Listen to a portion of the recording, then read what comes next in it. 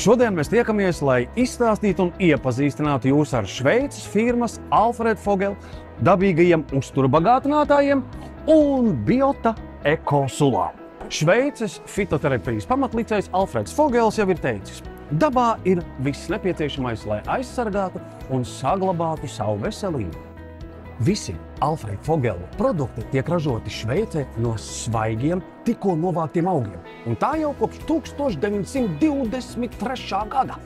Vīrusu sezonas laikā Alfreda Vogela Latvijā piedāvā uztura bagātinātāju Echina Forte, kas stiprina organisma dabiskās aizsardzības spējas.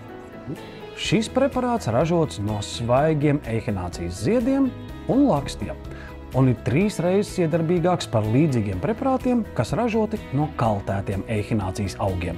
Apifors – bišu māšu pēru pieniņš noguruma mazināšanai un apetītes uzlabošanai. Molkosan – piena sūkalu koncentrāts gremošanai. Palīdz pret vēdera pūšanos.